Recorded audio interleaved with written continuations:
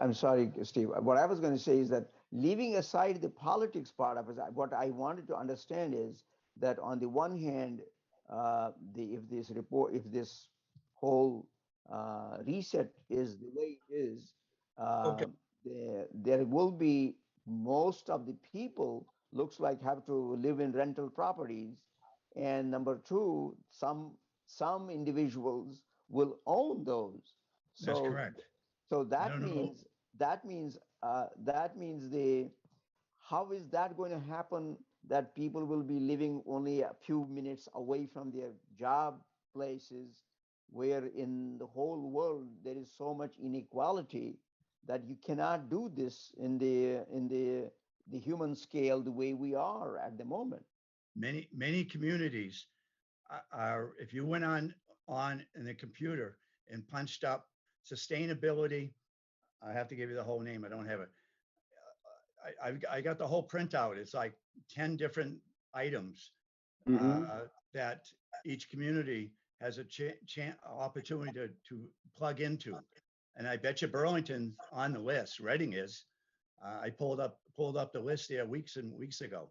Um, and I don't know about Burlington, but and Steve probably knows. And Reading's got a tremendous amount of housing going up, and they're all uh, complexes. There's probably at least six of them. That follows right in line with what they're talking about doing. Well, Usually, I think we're talking about, Right. Could we hold uh, on for a second, guys?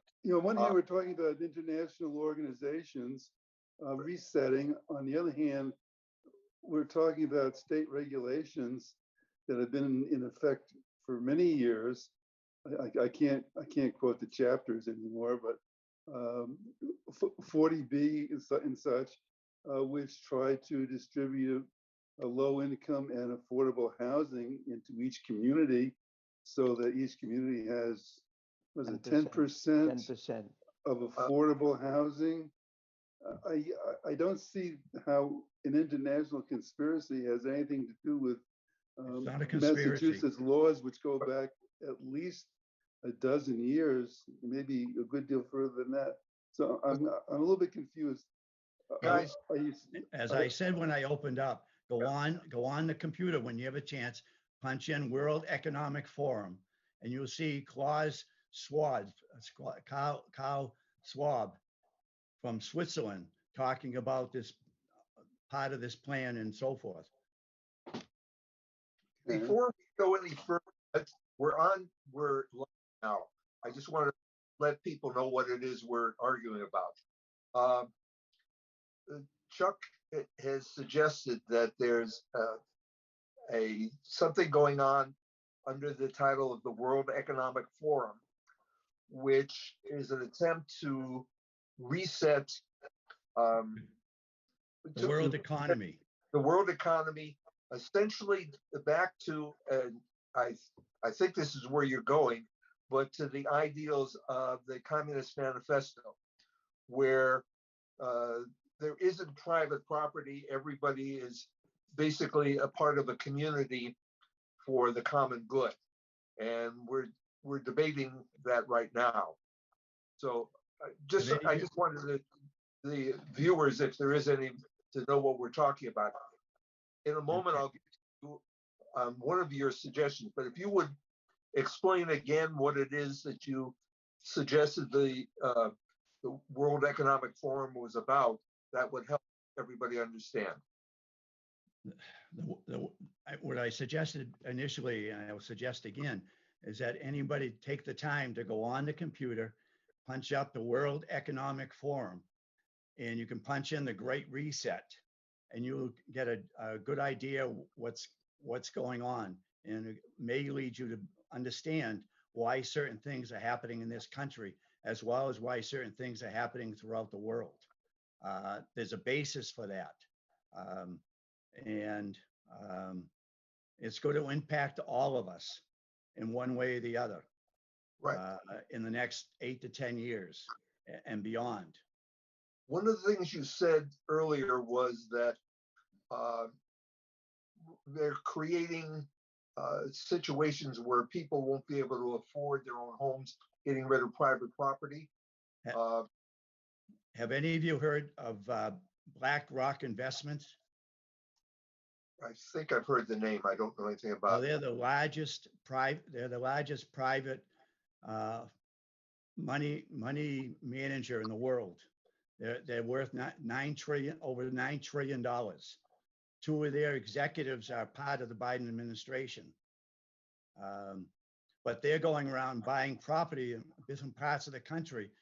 And they're paying, in some parts of the country, they're paying 50% over asking price for some of the property. Why are they doing this? Because they're looking to buy up large swaths of land, of property. For what? But look up that name, BlackRock Investments. But why are they overpaying for property? You can't stay in business for long doing that. Well, they got a plan. I don't know all their plans, but they're one of the major players in this country. Okay, I haven't had the opportunity to look them up, but one of the things you were saying was they're trying to get rid of private property, or at least private property for the vast majority of people. Yet the Biden administration is giving tons of money to these very same people so that they won't be forced to sell their property. That doesn't sound like a consistent view of the world. Okay. I'm asking because I don't know enough. I can't explain this a whole lot without you getting all of you, whatever level of interest you may have, if none, without you checking some of this out on your own. It's too involved. Biden just signed, not signed. This past Friday, last Friday, around after 5 o'clock,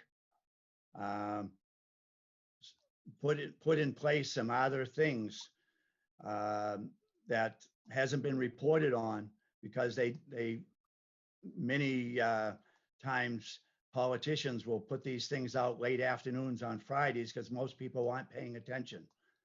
I can give each and any of you more of a background on that.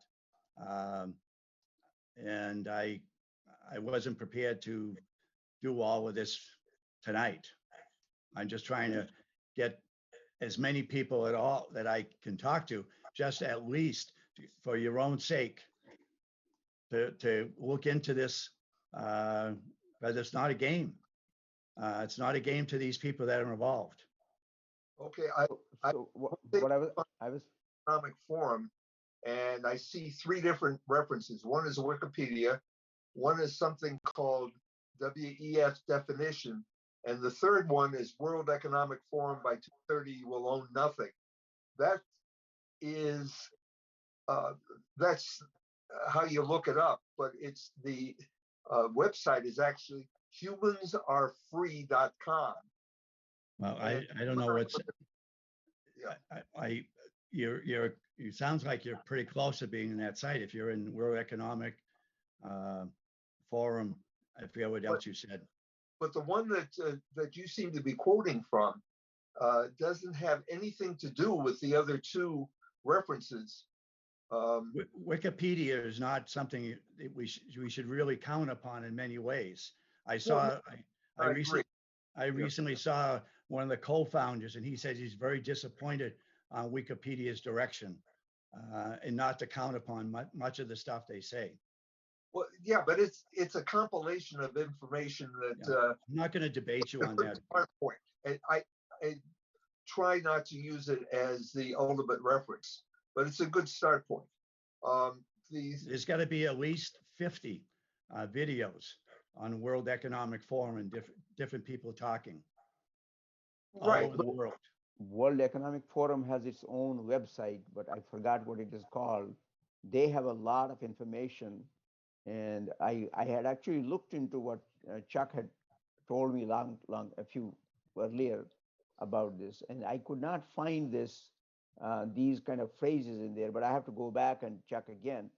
And I'm kind of surprised that what I heard, what Chuck said about this real estate, these executives going and buying properties at discount, which is kind of It's only scary like at a premium.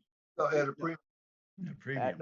at a Discount. premium. Yeah, it's kind of scary that if that is really happening with a motive to take over the whole real estate in the country, which is, I don't know, as Steve pointed out, if they are buying at premium, that does not fit the business model to begin with. But I'm not a business person, so I don't know much about it. I can tell you that in my neighborhood in Burlington, um, they are buying the older houses. The houses in the neighborhood are 60, 70 years old. They're buying them, tearing them down, and putting up mega mansions, um, and making a nice profit.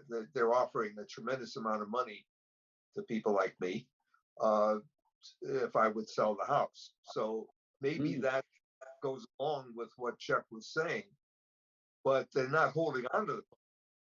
They're finding people who want to live in this part of town and selling it to them at a nice profit. I wasn't intending to make this the only topic for tonight. I just Oh, wanted to introduce something to see whether or not um, any of you have some interest in at least checking it out a little bit, and maybe we can have a real discussion once you've got a little bit more background on it, if you think it's worthwhile to talk about. okay. Well, uh, we had I think started. it's very interesting for a future topic. Okay. I agree.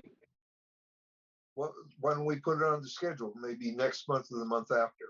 Yeah. Okay. If we don't want to talk about that now, one of the other things that we had kicked around earlier was talking about Steve Bannon and being um, his contempt of Congress, um, the vote that happened earlier this evening.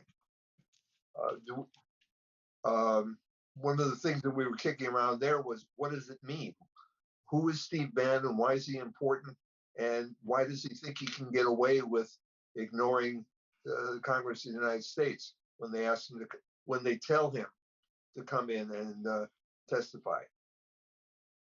Well, I think Steve Bannon um, is a person of interest in some, some political segments. And there was an insurrection on January 6th, and that he was part of the planning of that. And that what they were hoping for was that Pence would not declare Biden the winner. And then the group went to the Capitol to stop the election, stop the counting of the votes, which is, against the Constitution. And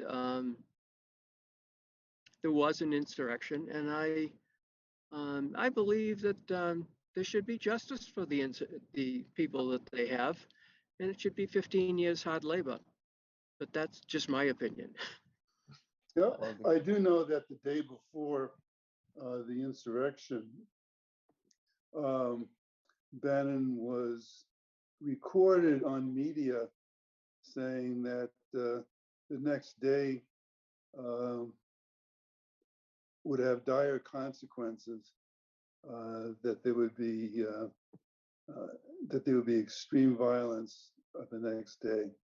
And Well, so I think that's one of the reasons why they want to have him make his remarks, because of these comments he made the day before the 6th. Also, just to fill in on Bannon, I believe he was Trump's campaign manager in 2016, but he was removed from the executive branch somewhat shortly after the election in 2016, and that I think has colored some of his contention about having executive privilege and not having to testify before Congress, because he really wasn't part of the executive branch and hadn't been for uh, 3 or 4 years. Except, except that he was, I think, in the White House a couple of days before that, uh, helping to plan Right, the January 6th. So right. that's why they want him to testify, and that's why he won't testify. But and going back to his words, isn't his speech protected? He could say, he could have said anything, and does that, how can that implicate him unless there is some evidence that he was really set in planning, or he was in the program part of it and advocating for it, although he talked about it one day before. But anybody could have said all those things by knowing that there was a plan, because it was already planned that there will be 6th of January, there will be a rally, and all those things were out there. So anybody could have said it could be diet, it could be this, and this could be that.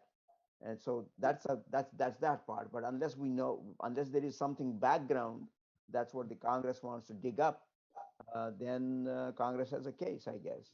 Well, essentially, what nobody's accusing him of um, conspiracy, at least not yet. They're saying, "Hey, you did this, you did that, you were part of this, you were part of that.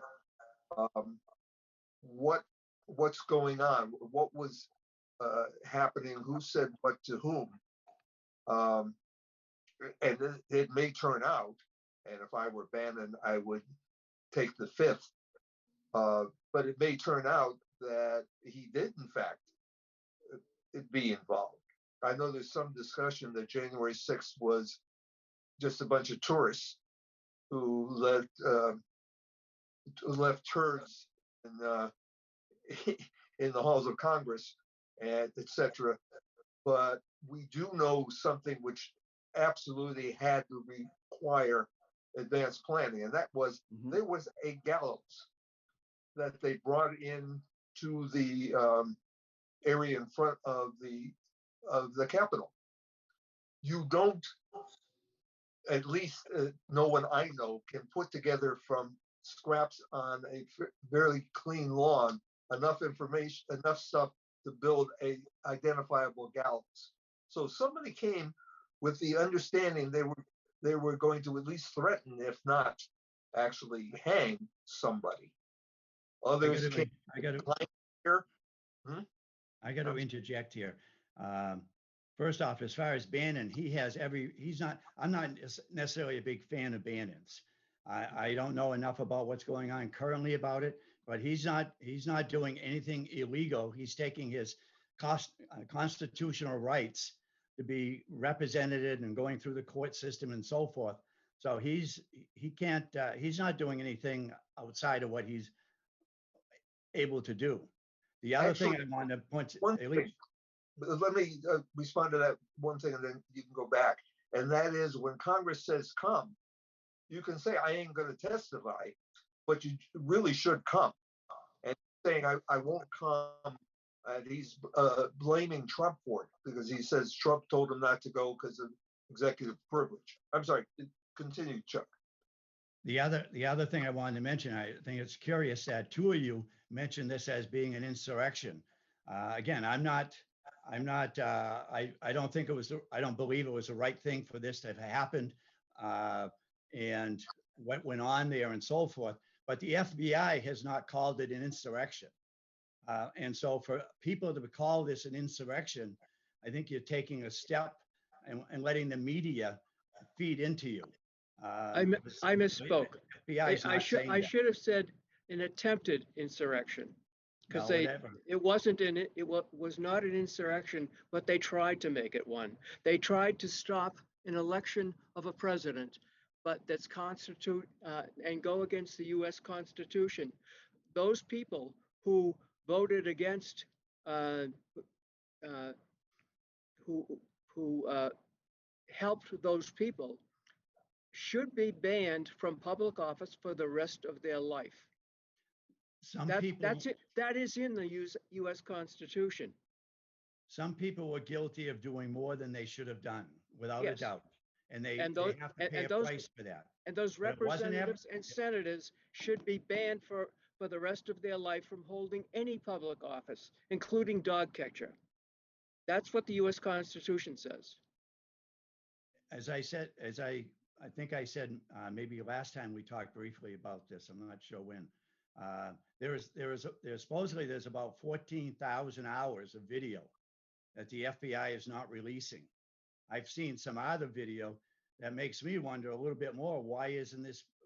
I saw a video that showed 4 of the cops standing in front of that window where Ashley Babbitt got killed, and the windows had already been broken. She was in the background at that point, and all of a sudden, and it looked like these bunch of people were trying to break in through there, and all of a sudden, all 4 of these cops walked away from that area. That didn't seem right. Why they would have done that? They say they were called. They say they were called to go to another part of the grounds. But there's a couple other things I can't recall what I also saw and heard about that also makes things very questionable. They called away before Ashley Babbitt came through the window? Correct. So She was in the background by the outside there, but she had not attempted to get through the window at that point. all right, Some of the windows had already been broken. right. So the 4 people were guarding that. They left, and then how did she get shot? Who shot her? The black police officer, I forget what his name is at the moment, that was inside the building, So he pulled the gun and shot her. 5 is there and 4 left. I understand. Were there 5 police officers there and 4 left? There were 4 police officers, and the 4 of them left. Okay, So then there were no longer any police officers there, or they're actually Capitol Police. You mean Right. inside? How did she get shot? What's that? How did she get shot if they all left? well, that's what She was shot behind the door on the other side where she was trying to climb through the window. Behind that was some other Capitol Police, along with some other people. I don't know who. And the Capitol Police officer pulled his gun. He said something to her, but they haven't found anybody that says they know that what he said. And he just pulled the trigger and shot her in the neck and killed her. Well, at that time, I don't think there was anybody. That was the only person that was actually killed directly. But Yes. I was going to say something about this incident, that at that time I don't think anybody had identified the person as Ashley Babbitt. It was a person trying to get through the window, and the inside police officer just shot through the window, and it happened to be Ashley Babbitt who got hit. That's the way I looked at the video. What do you mean that nobody identified her? No, later they identified, but at the time the police officer shot, they didn't know it was Ashley Babbitt trying to get through. What difference did that make who she was? That's what I'm exactly. That's I mean, exactly. she wasn't that's armed. Yeah, She but wasn't exactly armed. that point. It is a And- question of when somebody is getting through the window into the Capitol. Isn't the Capitol Police supposed to do some kind of protection? Yes, they're supposed to defend the Capitol. Yeah. But they're not supposed to shoot an unarmed person without taking certain precautionary steps. I'm not sure that's true. Well, that's true. Well, you can check it out. Okay, let's for the moment accept what Chuck is saying, that you're supposed to do some things before you use lethal force. One of the things you're supposed to do is evaluate: are you, the officer, or the public, or the people you're protecting, in physical harm? And you have people who have just smashed windows, screaming, yelling, and climbing through. That sounds very much like somebody's at risk. So, in that sense, the officer had a justifiable reason to shoot. That's your opinion. It's not the opinion of many other people. Well, But he was not charged by the courts. the That's because Nancy Pelosi is giving him leeway. No, it was by the courts that she was not charged, not by Nancy Pelosi. I think Nancy Pelosi's evolved it. Those are her police officers. Well, actually they're not her officers. But No, they're not hers. The she is not. Capitol Police are under Nancy Pelosi's. No, they're not. Who's saying that? You? They're under Sergeant at arms. the Sergeant at Arms, which is run by both the Senate and the House. And at the time, you'll remember the House was Democratic, but the Senate was Republican. So to say it's all Nancy, McConnell had to stay in there. And there's another individual as well. There's a group of three, I think, that are ultimately responsible. But the Sergeant at Arms is a member of it is appointed by the Congress and not just Nancy. Oh, I'll have to. I'll take your word for that, but I'm going to check it out. All right, because I remember seeing that, and I went to a fact check thing, and Nancy is not. I would think that the Sergeant at Arms has somebody above him or her. Well, I think the Congress, and remember, McConnell was in charge of the Senate at the time. So if you're going to blame somebody for that, McConnell gets full credit as well. Actually, maybe I can look it up. While you are looking up, I was going to say that have you looked at the video where the police officer is being crushed by the mob between two flaps of the door, two panels of the door?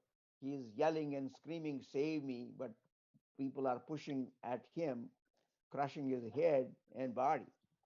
No, I don't disagree. I didn't say that I agreed with those things being done, but he wasn't killed. No, but the thing is, he could have been killed, but I don't know how he was saved.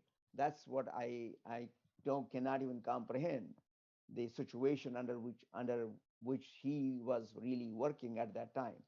Did any of you see on any of the videos of actually those officers waving people in? There's video that shows some of these officers waving people forward. Right. One of those guys has been indicted for obstruction of justice because he told one of the people that he knew that was part of the mob to delete all of the evidence against him. In a group of several thousand people, unfortunately, you're going to find people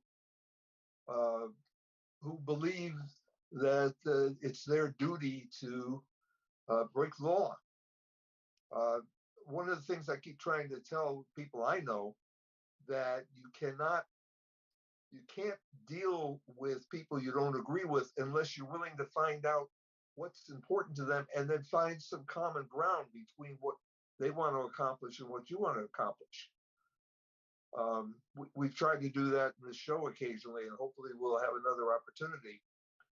So this guy, I think I had heard, I didn't see any video of it, but I had heard that there were a couple of officers who were waving people in.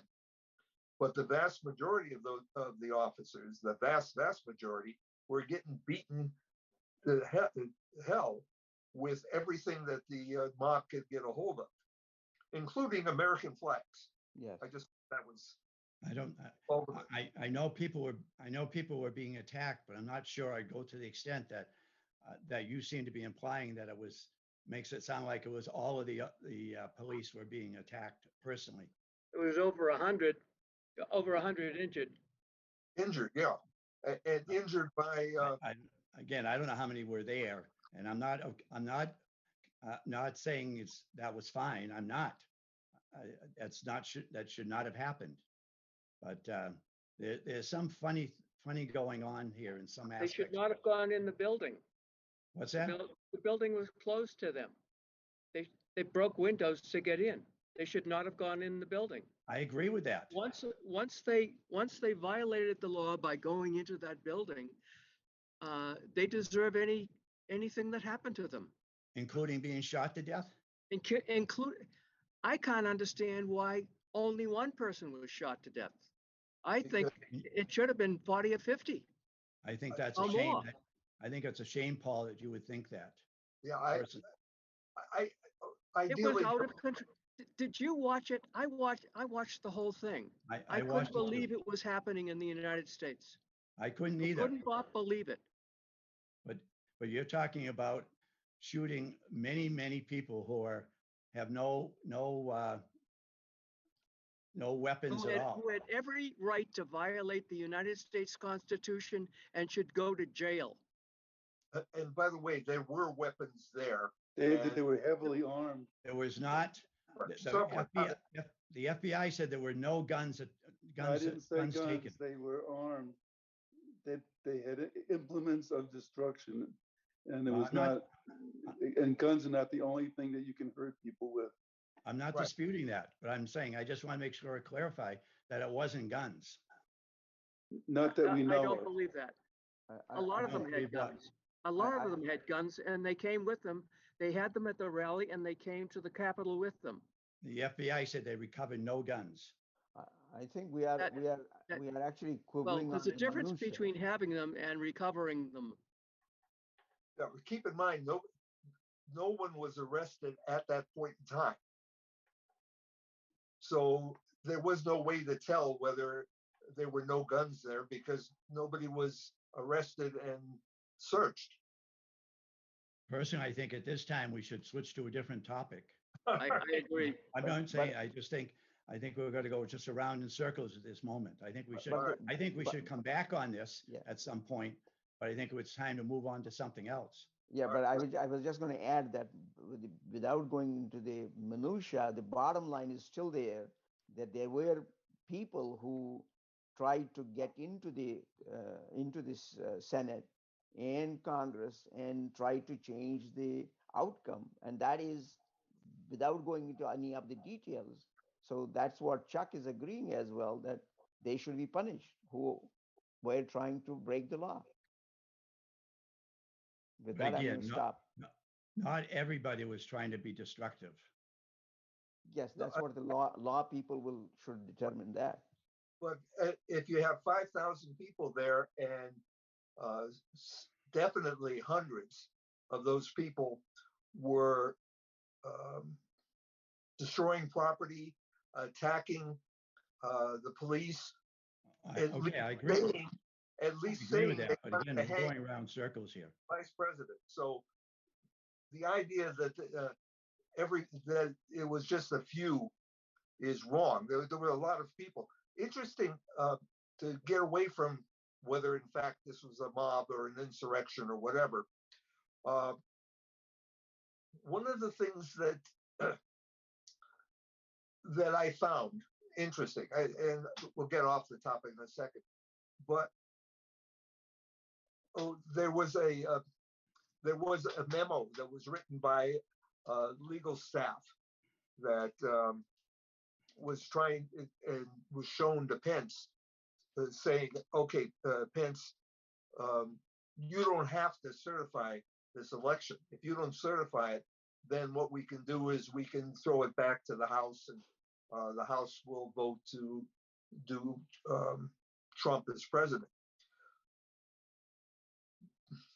Now I forgot what I was going to say. Who said that?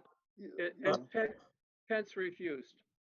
Well, Pence refused ultimately, but I remember what I was going to say. The riot may well have been planned to give Pence an excuse not to certify. Remember, when they broke into the Congress, the Secret Service grabbed Pence and his family and rushed them out and wanted to throw him in the car and get him the hell away. And had he done that, the certification would not have happened. And it would have now been up to the Congress, the House of Representatives, as I understand it, to figure out what to do next. And the votes in the House of Representatives are for something like this are not done by individual congressmen, but by states. delegations. And there are 26 state delegations controlled by Republicans. I'm trying to bite my tongue not to keep this going, but Okay, I no, don't want to drop it. I apologize. When we got into this, there are all kinds of things. I got another one for you, sort of vaguely on the topic. Can Trump prevent any information from being presented to Congress? Particularly now, it wasn't clear before when he was president. He's a private citizen. Does he have any legal standing to prevent Congress from obtaining any information that it has reason to ask for?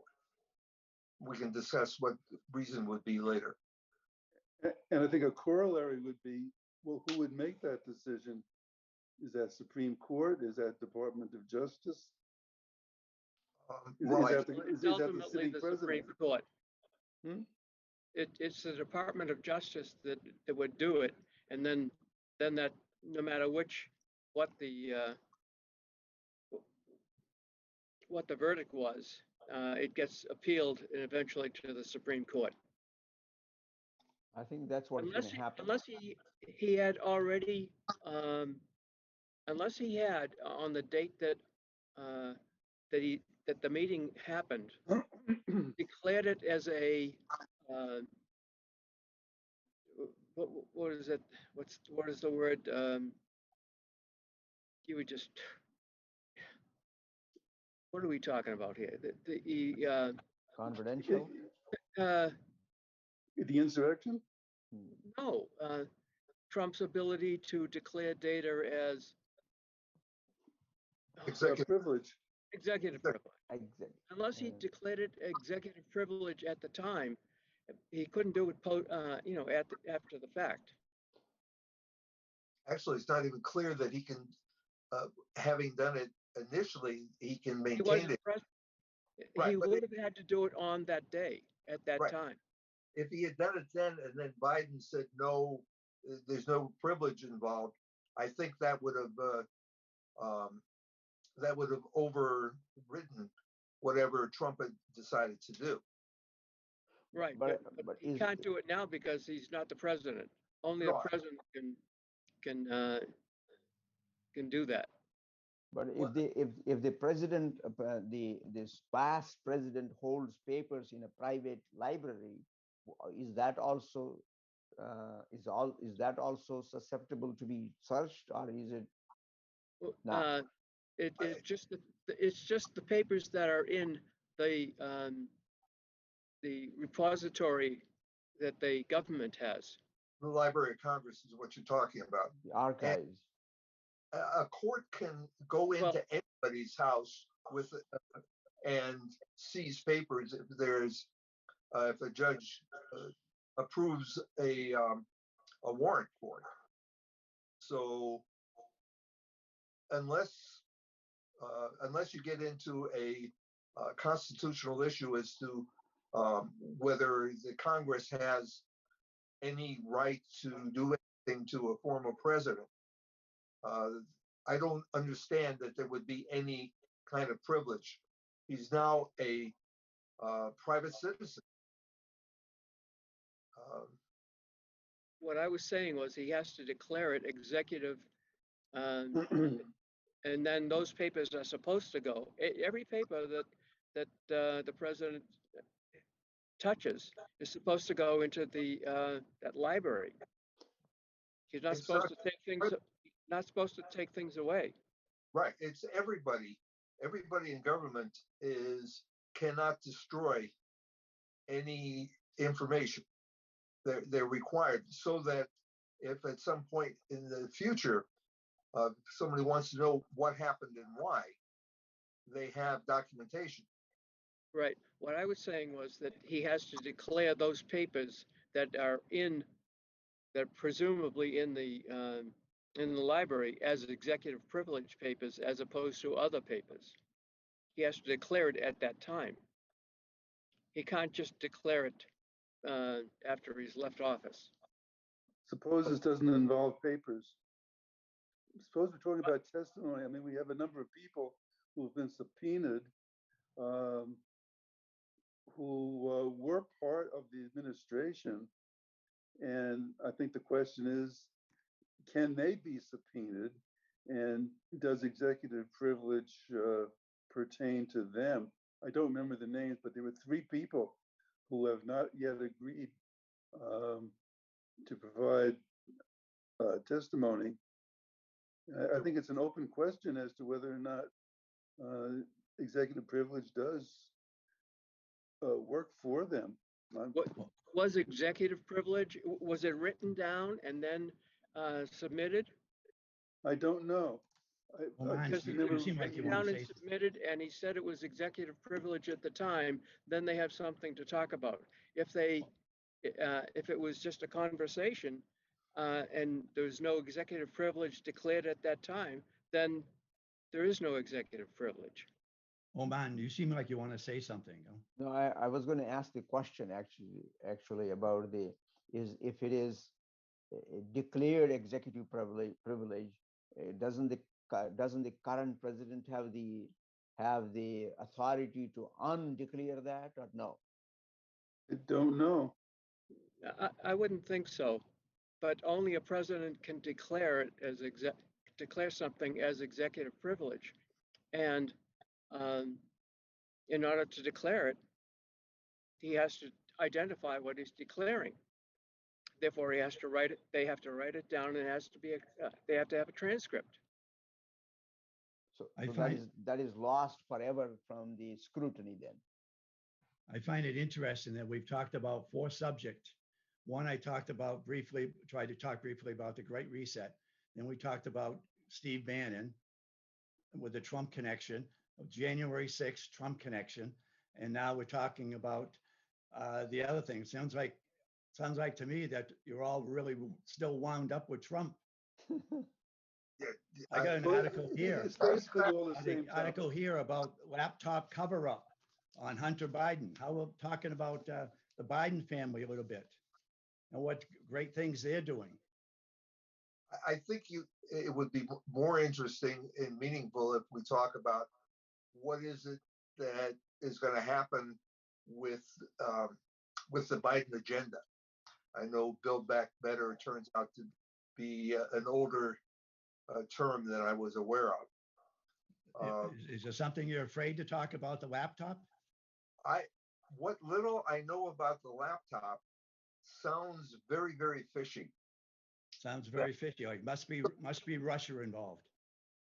I don't know. I do know that if I were to turn in a laptop for somebody to fix and forget to pick it up, and 6 months later, suddenly it turns out it's Hunter Biden's laptop and it's got all this crazy. There were 3 laptops. Hmm? There were 3 laptops. Okay, I only heard about one. And he signed for him when he turned him in. Okay. His father, Mr. Joe Biden, has some involvement there also with getting money from Hunter Biden, getting paid money. That's going to be a big issue also. I'm not following. We were talking about the laptops. Now we're talking about some money. Well, Joe Biden, apparently Joe Biden was on Hunter's payroll on getting monies that Hunter was getting from some of these other countries. I mean, apparently. Huh? Is this a fact? Is this a fact? I believe it's a fact. Do you believe? I don't believe it's a fact. Okay. Well, Firstly, why are we discussing Hunter Biden when the country has gone through a traumatic January the 6th? A good part of the country is denying that there was a fair election back in November of 20. The entire democracy is up for grabs, and I cannot see why we are wasting our time talking about a nondescript politician, former politician named Hunter Biden, who is of absolutely zero importance to the world whatsoever. That's not true. That's not true, Steve. He's getting money left and right from China, from different China people. He's selling these paintings supposedly to unknown people, but most likely the Chinese people. So he's getting money under the table that way. They just uncovered the story about Mark Zuckerberg putting in $429 million to the election to help Biden win by paying people to. I don't have we don't have time to get into all of that, but there's big stories about this. By Molly the way, Hemingway just published a book here. It's called Rigged, on how the Democratic Party did this. And I've seen other stories. And the mainstream media is not covering a lot of this stuff had some of because this they were in stuff Joe Biden's camp.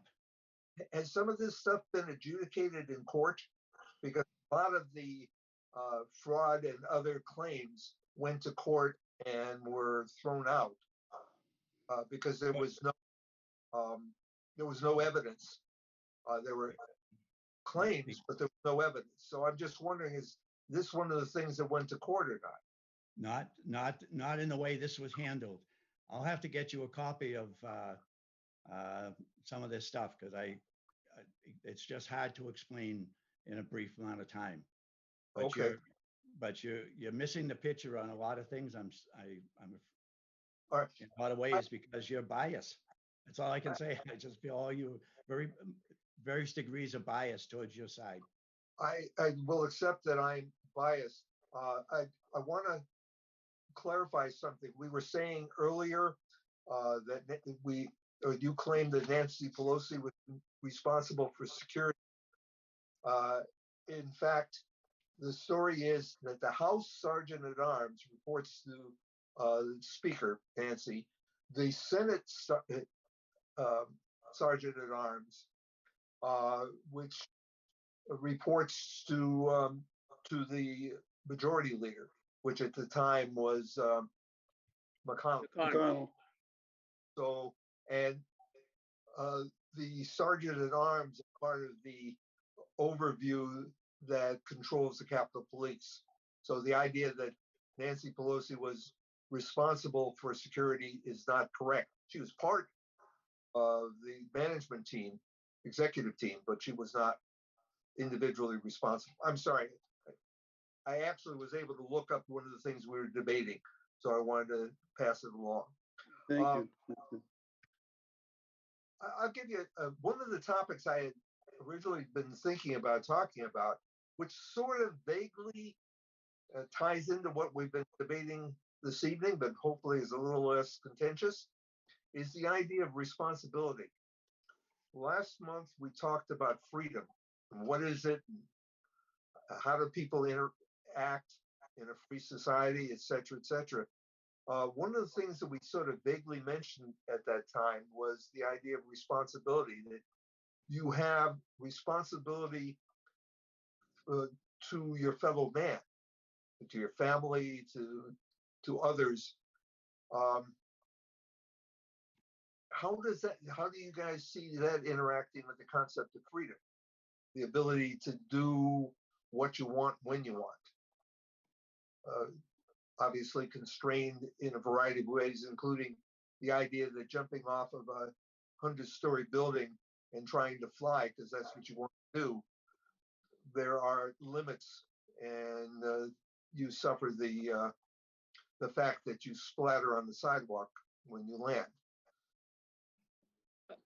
I was going to introduce this concept of Abel and Cain responsibility, freedom and responsibility, Abel and Cain. How do you explain that in terms of the modern world? We need Kurt actually to explain this. So if we go back all the way, you translate this into the modern society, you have this kind of dichotomy, both sides. I don't know how you can resolve it in 5 minutes or 10 minutes we got. True.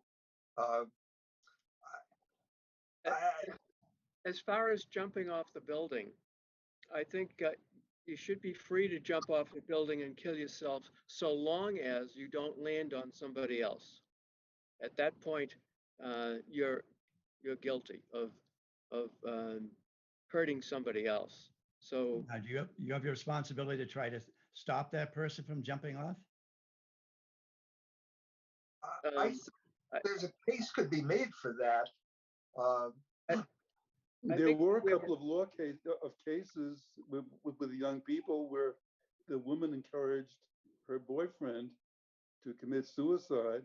And I think that there were some real questions asked about um, where her obligations began and stopped.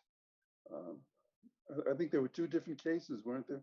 Yes, actually, that's true. One of them was convicted, and I don't know whether that was thrown out later because it was an ambiguous way. The same thing. How do you? Where does your responsibility begin, and when does it? Where does it stop? When you are talking to somebody and encouraging them to kill themselves, or is that enough? But personal responsibility comes into there, and the secondary is for your friend saying something. Where do you start and where do you stop, and where does the responsibility stay? So it's kind of very vague. And I was going to add to this: if somebody jumps off of the cliff and you if they don't hurt somebody in the middle, but and you declare them guilty of they are dead on the floor and splattered on the pavement, you declare them guilty. But who is guilty now? They have created a problem and they are dead.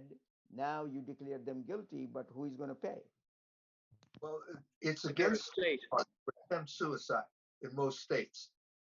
So going back to your original thing about somebody encouraging you to commit suicide, they're encouraging you to commit a crime. Mm-hmm.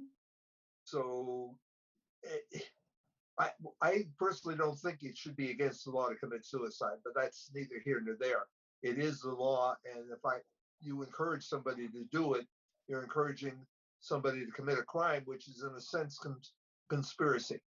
Yeah, Yes. I think I agree with you know fellow there. I'm sorry, I don't know your name because I'm terrible with names, but we should encourage people to not do it. I think we have a responsibility if we're present and somebody wants to jump off a building to try to talk them out of it. I think you're right there.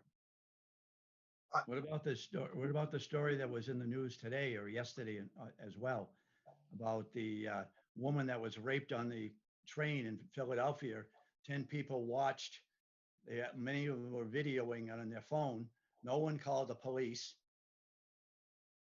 That's And now they're being prosecuted. Yeah, at least a couple of them, I that's think. reprehensible. That Yes, is terrible. Not That is to not to terrible. interfere. Yeah, that is terrible. You guys remember the Kitty Genovese case? Oh, well, in that's a, New York, in New we, York. That was in New York back in the, yeah, I think, early 1950s, right. where a woman outside of a large tenement Yes, house was accosted by a man and she was stabbed to death, but slowly. She ran away. He'd catch her, and he'd stab her again, and she was alive for like a half hour. she was Meanwhile, screaming. people were hanging out of their windows Hmm. in this tenement, hundreds and hundreds of people screaming and encouraging and doing all kinds of things, but nobody went out to help her, and she died.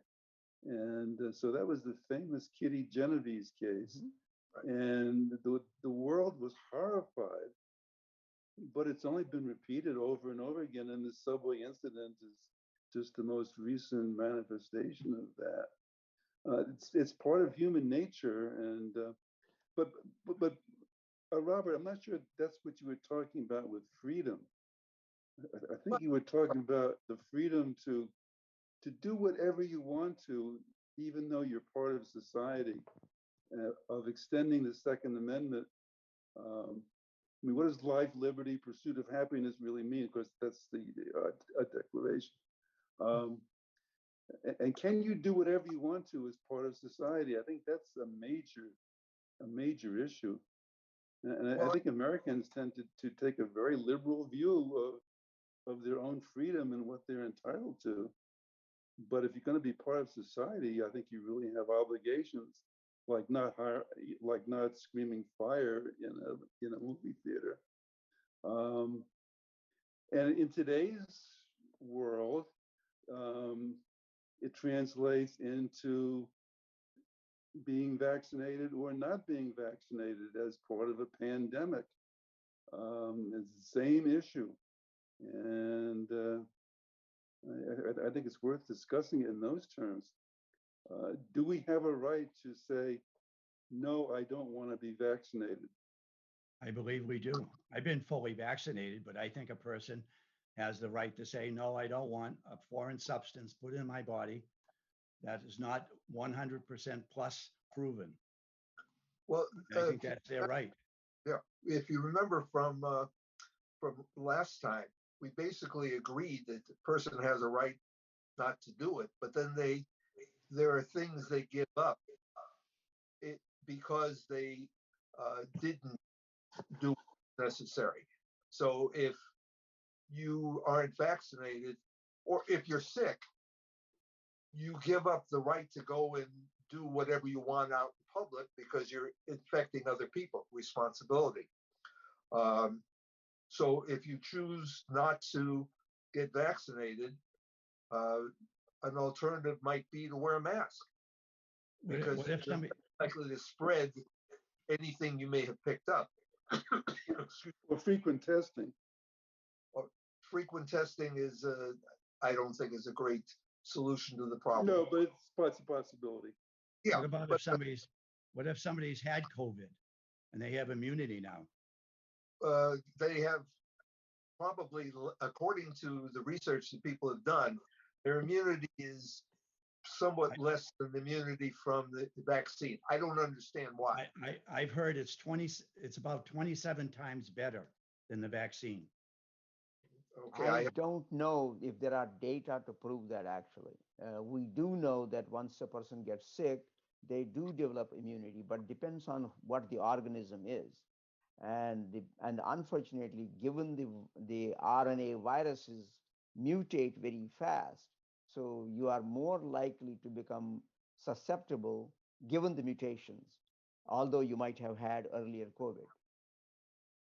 My understanding also is unless you have a mask that's the N95 or 85, whatever that is, that all these other masks are much less than being protective.